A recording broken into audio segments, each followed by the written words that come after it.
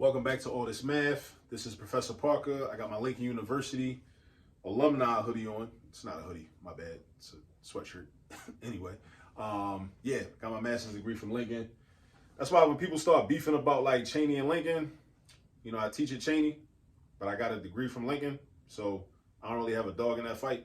Plus, I'm at the undergrad at Morgan, so, you know, I just have love for HBCUs. They have provided value to me, you know, throughout my life, you know.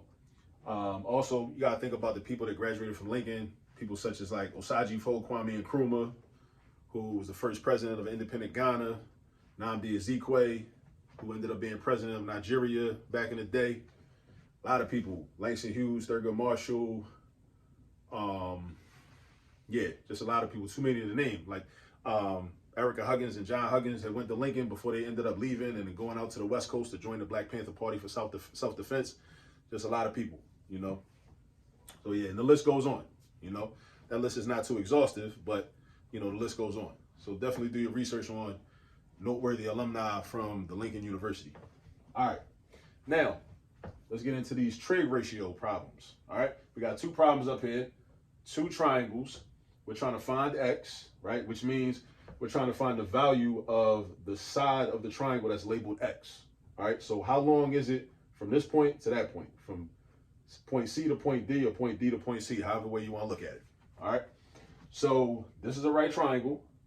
And again, it's basically three questions you got to ask yourself when you're trying to find the length of a side of a right triangle, when you know one angle. So I know an angle and I know a side, and I'm looking for another side. So here's my angle. So first the question is, where's my angle at? This is the angle I'm going to use because it's given to me. The measurement is given to me. I know it's 26 degrees. So I'm going to use that, right? And then I say, okay, well, in relation to that 26 degrees, what else do I know? I know the adjacent side. This is the adjacent side. Again, I say this like every video I do about this. This is also adjacent. If you think about technically it's adjacent, air quotes, technically. This side is also adjacent. But because it is the hypotenuse, which is across from the 90-degree angle, we never treat the hypotenuse like the adjacent side. We never do that. All right, if you do that, you're going to have problems, right? This is the hypotenuse. We treat the hypotenuse like the hypotenuse, even if it doubles up as also the adjacent side to that angle. We disregard the fact that it's adjacent. We don't treat it like that. We treat it like it's the hypotenuse because that trumps the fact that it happens to be adjacent to this angle. So just keep that in mind. All right, so look, this is your adjacent side, and you're looking for your opposite side. Opposite to what? The 26-degree angle. So we're looking for we know the adjacent, we're looking for the opposite. So now the question is, what formula do I use, or what trig ratio do I use? I don't use sine because that involves opposite and hypotenuse, right? We don't know the hypotenuse, so I can't use that. We don't use cosine because that involves the adjacent and the hypotenuse again. We don't know the hypotenuse, but we do know, we know the adjacent side and we're looking for the opposite side. So we're about to use tangent. T stands for tangent. Tangent, tangent, tangent. All right? So now with that information, I'm going to set up my equation. I'm going to say tangent of this angle, which is 26, is equal to the opposite side, which I don't know. I'm going to call it x. Throw it in the equation, over the adjacent side. The adjacent side is a length of 5.7. So I'm going to put that in the denominator. That's how you set up the equation. You follow the formula.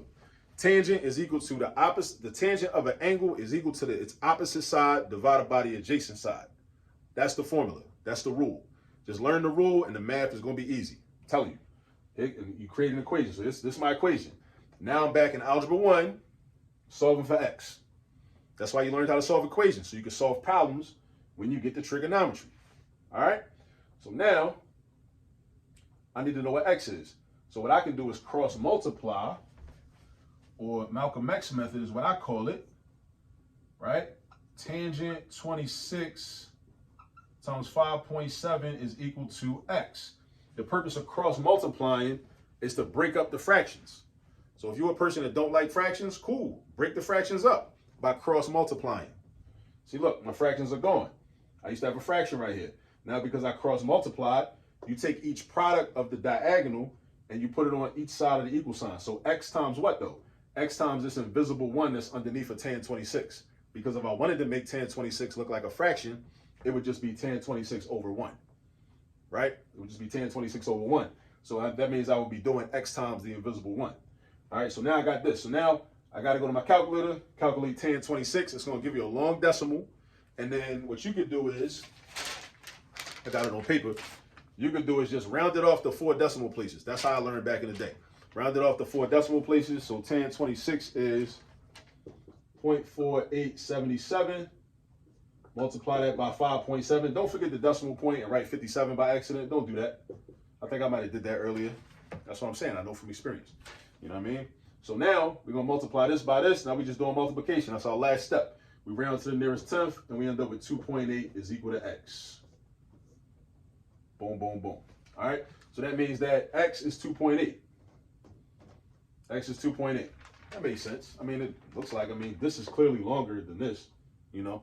Even though sometimes the drawings don't be to scale, which means that even though how it looks might not reflect the value of the numbers. That happens sometimes. All right, so the first one is 2.8. Now let's look at this one. Again, the 3 questions you ask yourself when you're dealing with right triangles and you're dealing with trig ratios and you're trying to find the length of a missing side, right? Where's my angle? Right there, 72 degrees. That's my angle. It's right there. What do I know? And what am I looking for? I know the opposite side. I know the opposite side. What am I looking for? The adjacent side. So you got to ask yourself, what formula involves the opposite side and the adjacent side? The opposite side and the adjacent side together in the same formula. Together in the same formula. Let me be clear about that. Let me be more specific. The only formula that includes the opposite side and the adjacent side together in the same formula is tangent. So whenever that happens, you're in that situation, use tangent.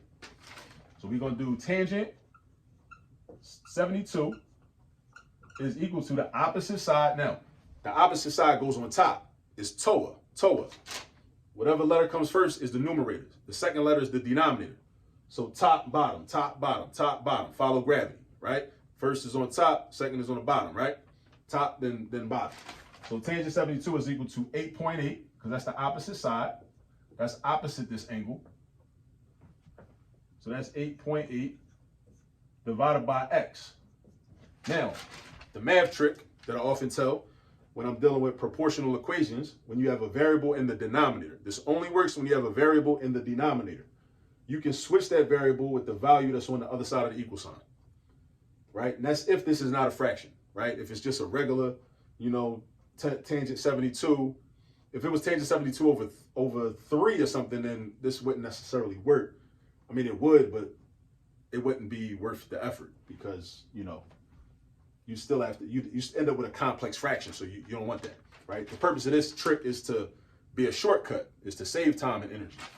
So what you do is when you got a variable in the denominator, you can just switch it with what's over here. And if you don't do it like that, if you go ahead and cross multiply, right? Like I did over here, if you end up cross multiplying, you're going to end up with the same thing because you're going to have to cross multiply and then divide by tan 72 on both sides. I'm going to say it again. If you do it the long way, matter of fact, I'm going to show you the long way. Watch this. Tan 72 times x is equal to 8.8. Because 8.8 times this invisible 1 underneath is just 8.8. Now, I'm trying to get x by itself. Think back, algebra 1. Algebra 1, when you try to isolate a variable, you got to get rid of the coefficient or get rid of what's next to it. In this case, tan 72 is like a coefficient. So it's being multiplied by x. So you got to do the opposite of multiplication to get rid of it. In algebra, when we want to get rid of things, we got to do the opposite operation from what that thing is doing. So whatever you're trying to get rid of, you got to say, okay, what is it doing? Is it multiplying? Yeah. Okay. What's the opposite of multiplication? Division. So that's what I got to do to get rid of it. So you're going to do this. Divide by tan 72. But you got to be balanced. You got to be fair. You got to divide on both sides of the equation. Then divide over here by tan 72. So boom, boom. And we got x is equal to 8.8 divided by tan 72. And then I tell you what was going to happen. I told you what was going to happen. If you was watching this and you didn't believe me, I just proved it. Because look, then I tell you, the trick is you can just switch the variable with whatever expression is on the other side of the equal sign, right? So you would have x equals 8.8 over tan 72. Look at what we have here. Look what we got here. So look, now we go to the Continue doing the math. We go to the calculator. We figure out what tangent 72 is. It's going to be a long decimal, rounded off to 4 decimal places. Rounded off to 4 decimal places, right? So we got 8.8 divided by 3.0777. And then we got x equals, and then divide this number by that number, and we end up with 2.9.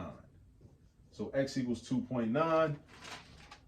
That makes sense. That makes sense because this is much smaller than this, and this is 8.8 from point D to point F. So this is smaller from point E to point F. 2.9 makes sense. That's cool. All right, but that's tangent. So again, first step, where's your angle at? Where's your angle at? And then what do you know? What do you know and what are you looking for? What do you know and what are you looking for? Where's your angle at? What do you know and what you looking for? In this example, similar to this one, we knew the angle was right here. We knew the opposite side and we were looking for the adjacent. The formula that has opposite and adjacent together is the tangent formula. Tangent equals opposite divided by adjacent. Opposite divided by adjacent. Opposite divided by adjacent. In this first example, here's the angle. We knew the adjacent side. We didn't know the opposite side. It's still the same formula. Includes opposite and adjacent. So we still use tangent. All right? So now you just got to practice. Just got to practice a bunch of them problems. Once again, shout out to Lincoln University. Shout out to all the HBCUs, for real. And go get some practice. Like I say, I always reinforce that. Go get some practice. You got to practice. It's not enough just to watch the video. You can watch the vid. That's cool. But you got to roll your sleeves up and get your hands dirty and do these problems on your own. Then you're going to know them. You're going to commit them to memory. And then whenever you see a problem dealing with SOHCAHTOA, sine, cosine, tangent, solving for the missing leg of a triangle, you're going to be cool. All right? See y'all in the next video. Peace.